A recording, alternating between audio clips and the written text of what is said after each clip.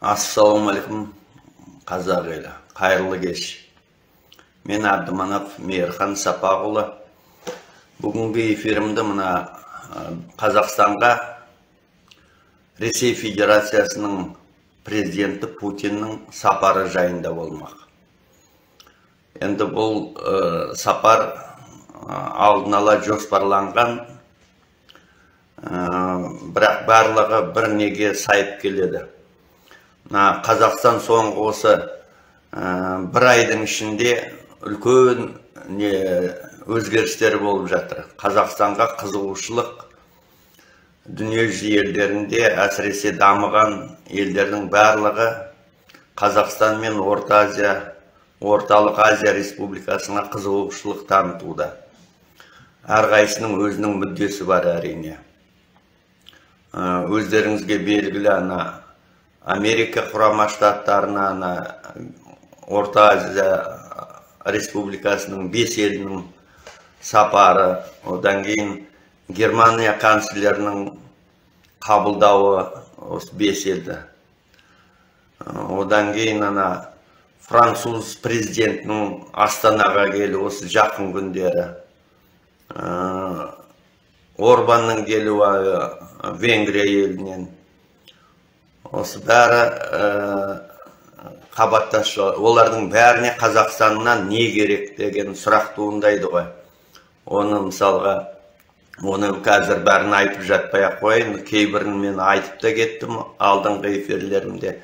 Енді Ресей Федерациясына Қазақстаннан не керек деген сұраққа жауап беруге тырысамыз.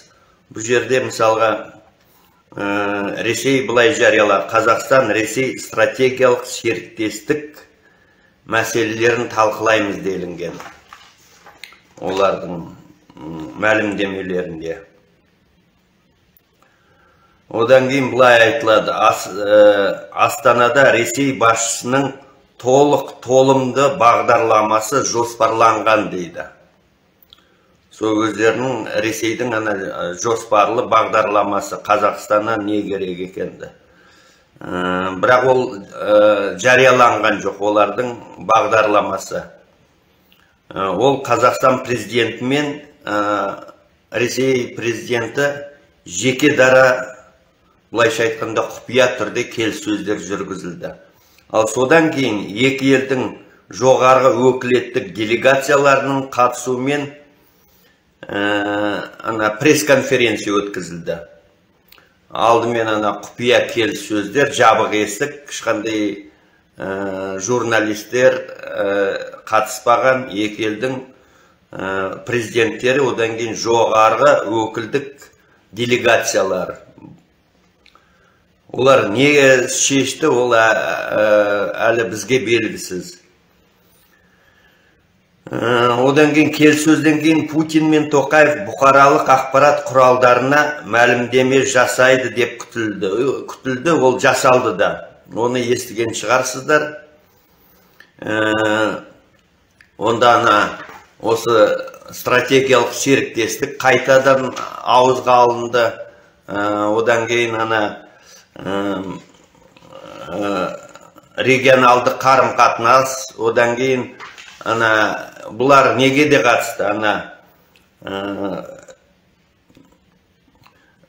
Екі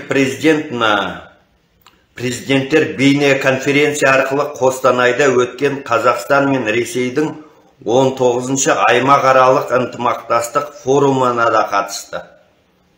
Аймақаралық шекаралас облыстар Ресей мен Қазақстанның соның 19-шы аймақаралық форумы болып өтті. Қостанай туралы ұлттық экономика министрі Әлібек Қуантырып аймақаралық ынтымақтастық форумның шығындары туралы пікір білдірді. Бұған дейін бұқаралық ақпарат құралдары оған дайындыққа шамамен 15 миллиард доллар жұмсалатын жазған болатын. Онда смарт орталығы салынып, саябақ пен фонтандар реконструкция жасалды қайтадан. Жаңалары салынды. және көшелердегі жарықтандыру жаңартылды. Жоқ жерде қайтадан салынды, жолдар жөнделді. Осындай Қостанайда форумға дайындық жүргізілген, 15 миллиард доллар бөлінген. Ондай ақшаны Қостанай бұрын соңды бөлінбеген ғой. Астанада Ресей басшысының толымды ол айтылды, бағдарламасы жариялану тиіс еді, бірақ жарияланған жоқ. Одан кейін мына неге қарасақ болады. Путинді қалай қарсы алды, мысалға, өте былайша айтқанда жоғары дәрежеде сондай бүкіл мына нелерді қарасаң, Ресей баспасөздерінің ризашылықпен айтылып жатады. Қазақстанды мақтап, осындай бір нелері бар ғой, кім Казахи добрый народ деп кім қамап тастады ғой, Марғұлан Боранбаев деп көтімізге көпшік қояды дейді ғой, ұлы сөзде ұят жоқ дейді. Солай қазақты алдайды деп. Сол қазір жүріп жатыр. Енді Путинді қалай қарсы алды, Макронды қалай. Путинді кімнің өзі қарсы алған жоқ. Не төселген жоқ, кілемдер. Осындай не. Содан да білуге болады, Путин бәрібір бұлардың барлық бір жағына шық дейді. Мысалға, Макронның қадірі жоқ, мысалға. Макрон жайлы мен айтқам өткенде. Оған тек бірақ мәселе, ол уран керек. Қазақстан мен Өзбекстанның ураны. Монғолияға барды, о жерден алатын іштемесі жоқ болып қайтқан болатын. Ода 3 жылдық қорғана бар уранның, сол үшін келген. Ал ол бәрібір оны шешетін Путин деген болатын. Путин оны тізерлетті десе де болады. Ал енді кім негізгі жаңағы Путинге Қазақстаннан әрине осы тыйым салынған товарларды алдыру, мысалға, товары двойного назначения дейді ғой, мысалға, әскери нелерге. Осында мақтанып бөсіп айтып отыр, мысал, Қазақстан мен Ресейдің сауда көлемі артты, соңғы 1 жылдың ішінде үлкен дәрежеде өсті дейді. Ол әрине Ресейге тыйым салынған товарлар Қазақстан арқылы Қырғызстан, Армения солар арқылы келеді. Бұл енді көрсеткіш деуге болмайды, оның мысалға ертең бізге соққы болып тиюі мүмкін мысалға. Және де одан Ресейден бас тартатын бұл емес, мысалға Ресейден бір жолата бас тарт деп ешкім айтпайды, бірақ мынандай тыйым салынған әскери неге қолданатын товарларды Қазақстан арқылы жеткізу ол бізге қауіпті. Ең бастысы Ресейге, Путинге Қазақстанда атом электростанциясын салу. Соны мысалға тағы да өзара неде олар әңгіме қозғаған. Соны салдыру. Тоқаев алдында салуға келісім берген, 22 жылдың ақпан айында. Ол әуелі бірлескен министрлер кеңесінің форум жиналысында айтқан болатын, бәріне тапсырма берген. Ал осы неден кейін, мысалға, үлкендегі жиыннан кейін, одан кейін үлкен шу шыққаннан кейін ол қайтадан неге көшті, референдум арқылы шешеміз деп. Соған мысалға Путин міндетті түрде оған қысым жасады. Қалайда өткізу керек, атом электростанциясын бізге салу. Біз оны айтып жатырмыз, әлі де айтамыз, оны салуға болмайтын. Ал референдумға жеткізбей, одан бас тарту керек екен. оған да тоқталмай қояйық, міне осындай мәселелер қаралып жатыр.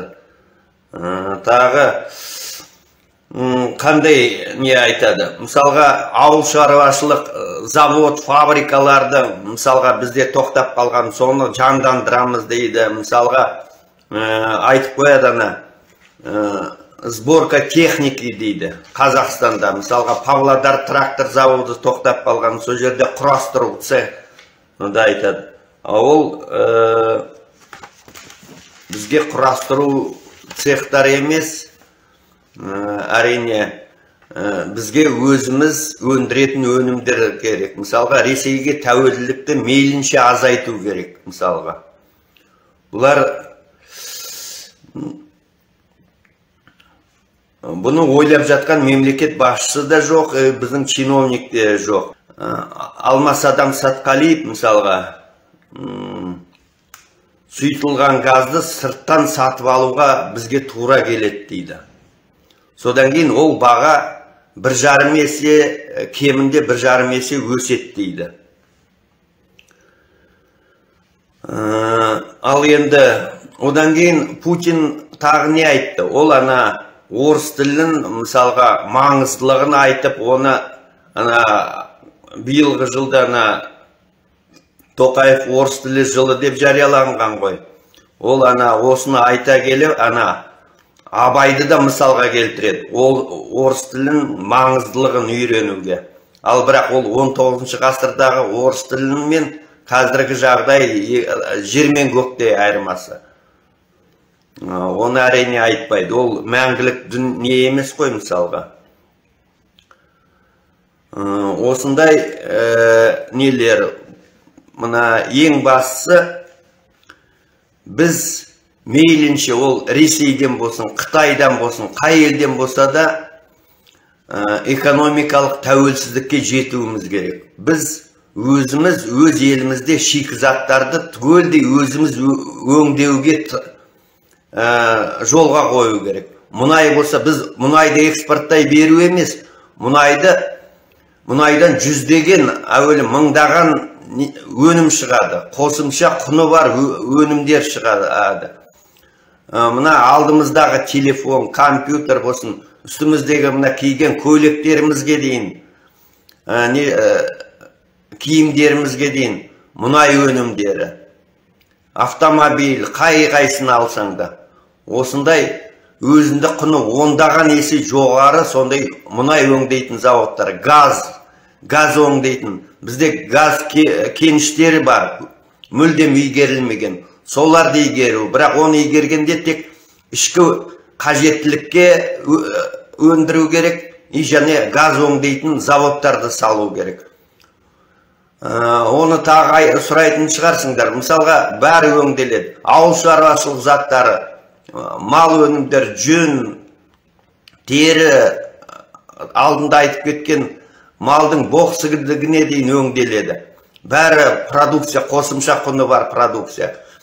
Одан кейін атом электростанциясының орнына жел, күн энергетикасын дамыту. Одан кейін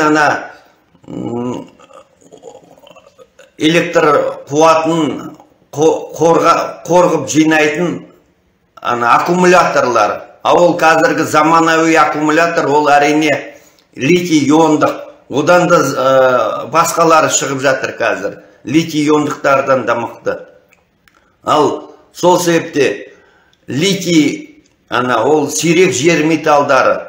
Соған қызығушылық танытып жатыр. Қытайда, Америкада, Ресейде, француздарда бәріне литий керек. Литий біздің Алматы, Жамбыл, Шығыс Қазақстан облысында бар. Мүлдем игерілмеген мысалға. Қытай сол литий орындарына құда түсіп жатыр десе де болады. Алып та қойды ғой дей. Мына жылы 1-2 жыл бұрын бір жерді қоршап жатты ғой. Сол жерде де болуы мүмкін. Осының бәрін өзіміз игеруіміз керек. Литий ол қазір сұраныс жоғары, аккумуляторларға, қазір электромобильдерге көшіп жатыр. 30 жылы Европа, Америкада автомобильдер нелер болады, электромобильдер. Ал 50-ші жылға дейін барлық, мысалға қазіргі бензин, керосин, соляркамен жүретін нелердің бәрінен бас тартылады. Сол себепте осы сирек жер металдарын өзіміз өндіруіміз керек. Оны лицензияларын сатып алу керек, технологияны сатып алу керек, технология. Ал оны ақшаны қайдан алады дейсіңдер? Ол елімізден ұрланып, сыртқа офшорда жатқан, немесе жылжитын, жылжымайтын ұрлық ақшалар елге қайту керек. Бүкіл Назарбаевтан бастап, оның үрім бұтағы, одан кейін оның чиновниктері, оның бүкіл кландары, солардың ақша елге қайту керек, түгел қайту керек, мейлінше. Ол ақшаны тағы да біздің министрлікке емес, қорына емес, мысалға, финанс министрлігі немесе бюджетке емес. Бюджет оның бәрін тағы талан-таражға, ұрлыққа кетеді. Оның бәрі арнайы инвестициялық қорға жиналу керек. Инвестиция болып, ол елге технология болып келу керек. Завод, фабрика салыну керек. Осыны қолға алып жатқан біреусі де жоқ. Бұл билік, әрине, осы жүйе тұрғанда, бұл әрине жүзеге аспайды. Енді мысалға қазіргі біздердің аузымызды жабуға тырысады, біз оны бәрібір айта береміз, жеткізе береміз халыққа. Бұл жүйе кету керек.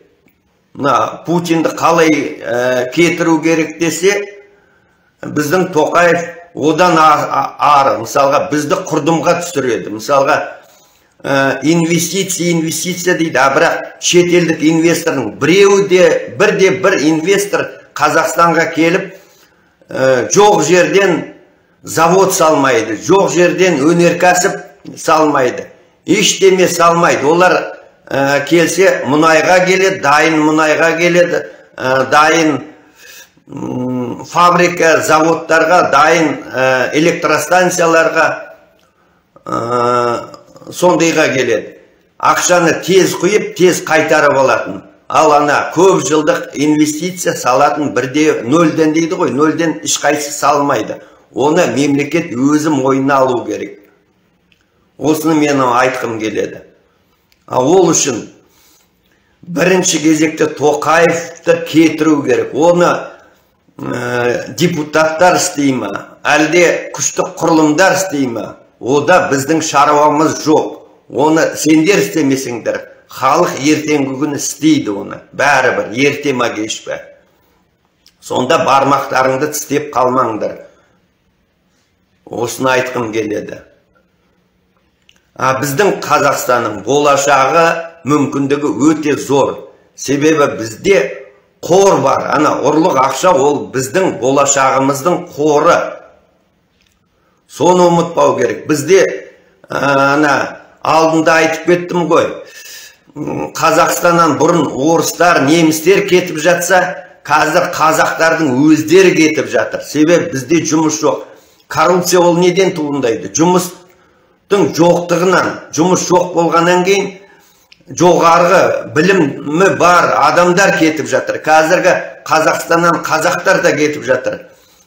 Жоғары білімі барлар. Мысалға сыртқа кетіп жатқан Америка, Европа, Ресейге дейін кетіп жатыр.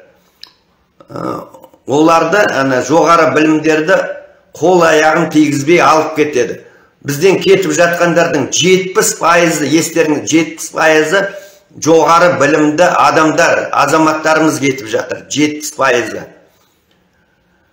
Ал 30% нелері жоқ. Онда да олар нелерге нелерді қажет етпейтін жұмыстар, жоғары білімді қажет етпейтін бір фермаларға, немесе теплицаларға, ағылшындардың теплицасы, басқа бір елдердің, Голландияның теплицасы, сондай жерлерге алады. Қалған 70% ол жоғары білімді мамандар. Ал енді бізге Ресейден басқа жақтан келіп жатыр. Ресейдің соғысы басталғалы. Олардан жоғары білімді дейді. Жоқ, олардан да қара жұмысшылар, қай-қайдағылар келіп жатыр. Сол бізге келгендердің 15% ғана жоғары білімі барлар. Естеріңе сақтаның. Бізге келіп жатқаның 15% жоғары білімді. Бізден кетіп жатқандардың 70% жоғары білімді азаматтар. Міне біз құлдырап кетіп бара жатырмыз. Тозығы жетіп кетіп жатырмыз. Осы жүйе сақталып тұрса, біз алдағы бір 5-6 жылда әбден мысалға көрінгеннің жемі болып кететін елміз. Тістегеннің аузында, ұстағанның қолында кетеміз. Біз ел болмаймыз. Осы Тоқаев билікте тұрғанда, осы жүйе тұрғанда, біз ел болашағы жоқ. Сол себепте бізді, мысалға қазір белсенділер болсын, саяси ұйымдар болсын, бәрін басып тастады, бәрін тырп еткізбейді. Енді ол халық бәрі бір күні көтеріледі. Осылай жалғаса берсе. Бірақ та қазіргі кезде уақыт жоғалтуға болмайды. Депутаттар Тоқаевқа импичмент жариялады. Оған импичмент жариялайтын өзінің жеке басына жетерлік, күнәсі жетерлік. Оны биліктен аластату керек. Соған шақырамын депутаттарды. Күштік құрылымдар, естеріңді жиыңдар сендерде. Осыған шақырамын. Тоқаевты кетіру керек. Басқа жол жоқ.